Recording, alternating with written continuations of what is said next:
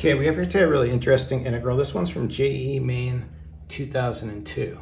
We have the integral from minus pi to pi 2x times 1 plus sine x over 1 plus cosine squared x dx.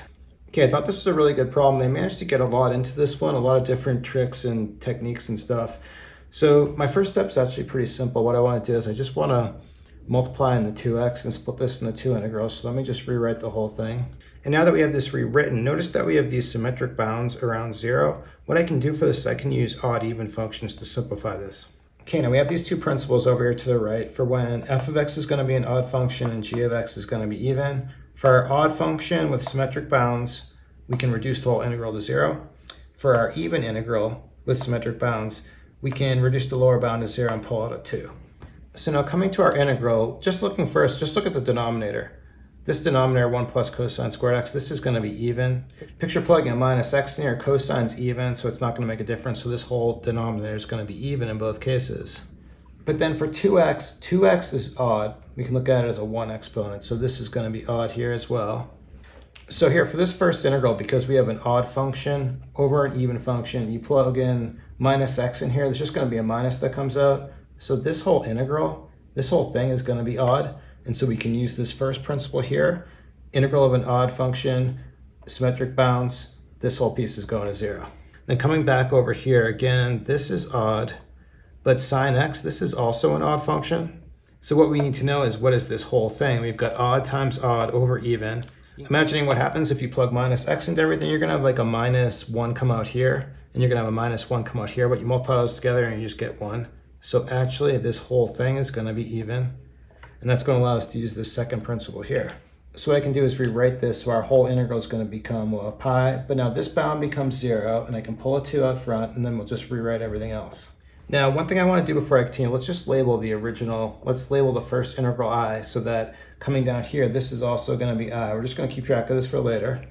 But next, now that we have this with trig functions going from 0 to pi, I'm going to want to use King's principle on this. Okay, now we have our King's principle over here to the right, and what it allows us to do is keep the bounds the same, but we're basically adding the bounds, our b and a value, and we're doing like kind of a substitution, a plus b minus x. So here, just to make it clear, our upper bound b is going to be pi, our a value, the lower bound is going to be 0. So looking at this, a plus b minus x, that's going to be just, for that value there, we're just going to have pi plus 0 minus x. So it's just going to be pi minus x. So now what I can do is we'll just rewrite this, but I'm just going to input this pi minus x everywhere we have an x here. So we'll have 2 times pi minus x. We'll have sine pi minus x here. And this is all going to be over 1 plus cosine pi minus x. I think I'll write it like this. I write it like this because what I'm going to want to do is use the supplementary angle formula. We can use supplementary angle formula here and here. So let's take a look at that real fast. Now for the supplementary angle formula we have over here, for sine pi minus x, this is just going to be sine x. So that's going to simplify nicely. We'll write in sine x here. Now for the cosine one, this is going to be minus cosine x. But remember, this is all squared. So if I just square both sides here, square it here, minus cosine x squared, this is just going to be cosine squared x. And so this is going to clean up, and we can write this as just cosine square x. But now again, kind of like what we did here, I'm going to distribute this in and break it into two integrals again and rewrite. So what's going to happen for this first integral, when I multiply in here the 2, we'll have 2 pi times this 2 pi. That's going to give me 4 pi because it's a constant. I'll bring it out front.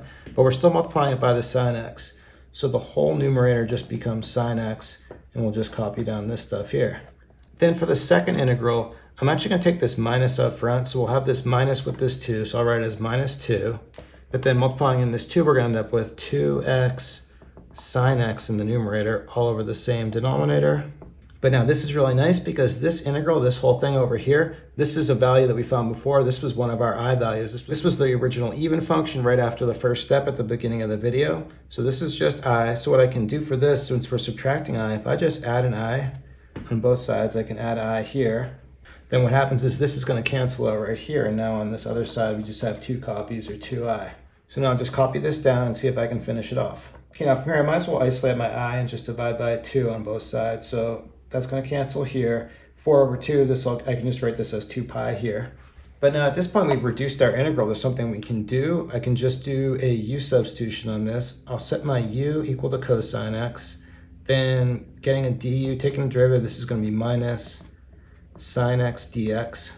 So what I can do is let's just multiply by a minus 1 here, and I'll do it out front so I'm not changing it. And that way what happens is everything here, this becomes just our du. Now we can just go ahead and substitute down here. So we'll have our minus 2 pi here. So evaluating our bounds first, cosine of pi, that's just going to give me minus 1 here. And then taking our 0, cosine of 0, that's just 1. Then again, this is going to be du in the numerator, and this in the denominator is just going to become 1 plus u squared. But I can take this minus in front and use it to swap the bounds.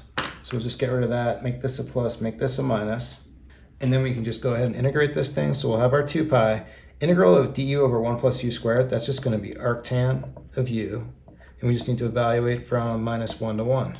So then let's see what we have. So we have our 2 pi. Evaluating arctan at 1, that's just pi over 4. Minus evaluating arctan at minus 1, that's going to be minus pi over 4. Minus times minus is plus. Putting this together right here, this is just pi over 2. So multiplying 2 pi times pi over 2, 2's are going to cancel. And so multiplying pi times pi, we get our final solution of just pi squared. So there you have it. Really good problem from JEE Main 2002. Thanks everyone for watching. Have a good day.